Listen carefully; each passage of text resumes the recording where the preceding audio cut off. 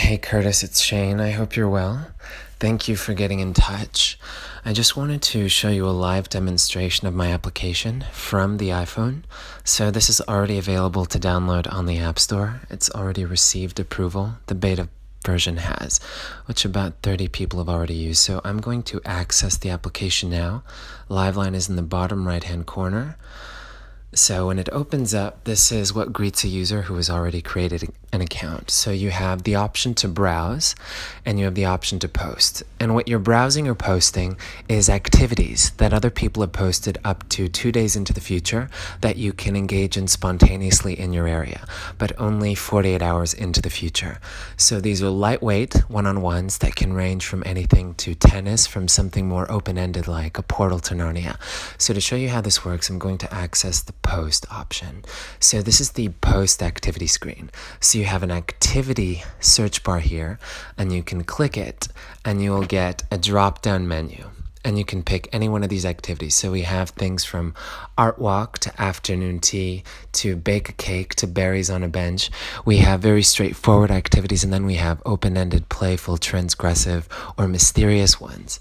So let's just say, for argument's sake, that we're two girls. We've never met before, but I happen to be in Santa Monica and I'm interested in some booty building.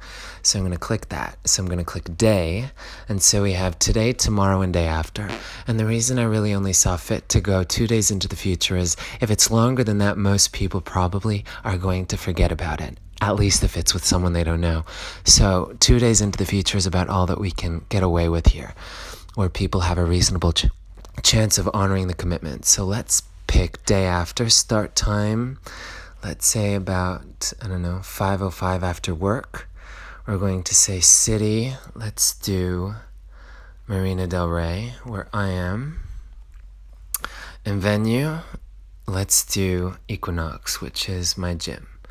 So all this is interacting with Google's Maps API. So every pin that we create here in Post will go to the corresponding location on the map in the browse section. So lastly, let's just do skill level. I'm going to select killing it. And let's go down to description. So this is just a brief description in 140 characters or less. Bring water. That sounds fantastic. So now everything looks good. I am going to post that. So post created successfully. I'm routed to the posted activities page, and that's the picture of the user. This is my page. So now we can go to my activity. Let's just click what I just posted. And so this is how it will look on the map to other people when they access my pin. So we get a consolidation of the user's profile on the bottom under personally and the FYI of the activity. So it says when it's going to take place, the time, the city, the venue, etc. And then personally. And then one interesting fact about me, I hung a wind chime in my closet. This is how my pictures will look to other users. The first letter of my first name on top. And we have the pictures of me. Only 3. This is not a Facebook flipbook. Okay, so that's how to look to other people. So to show you the flip side, let's go to browse by touching the magnifying glass on top. So I didn't get to the pink pins, but this is what a user who searches will see. And all the pink pins these are actually venues. But I'm not going to get to that now. All the purple pins stand for activities. The pink pins are places where we can make an activity happen. But let's just focus on the activities for now. So here's something that someone posted, a portal to Narnia, a purple pin. So this is an activity for Natalie. Her favorite Beatle is Paul. She's from Sherman Oaks, and one interesting fact about her, you would never guess that I danced so well I could make your jaw hit the floor. Okay, so we can look at Natalie's 3 pictures. And bring sunscreen. That is the description. I think, you know what? I like this activity, so I'm going to notify Natalie. A notification was sent. So now we can go back to my home page, and we can see I sent one notification to Natalie.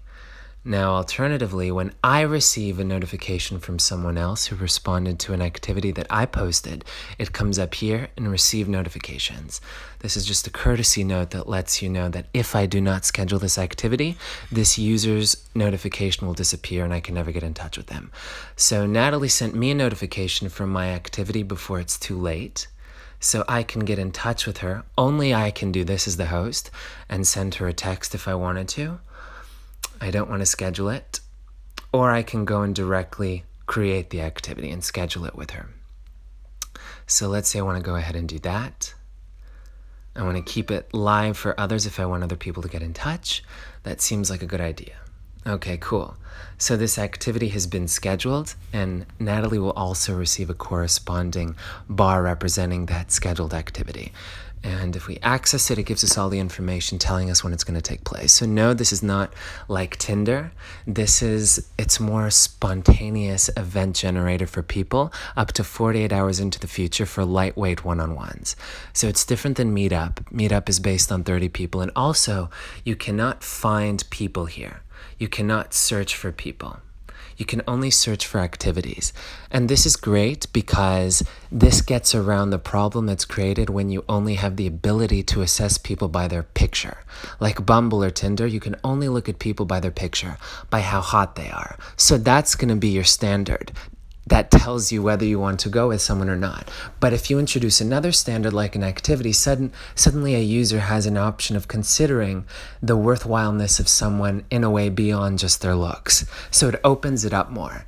So we're adding an activity, so we have another standard now. It's something that you like to do. There are a lot of things that I'd love to do, Kurtis, but maybe I just don't want to do them alone. So I don't need to find a soulmate to do that. I don't need to find a supermodel. I just need to find someone who can help me complete the logic of booty building. You see what I mean? So that's what this is doing. And we can talk about further subtleties if this makes sense to you in the near future. And I will be in touch with you shortly.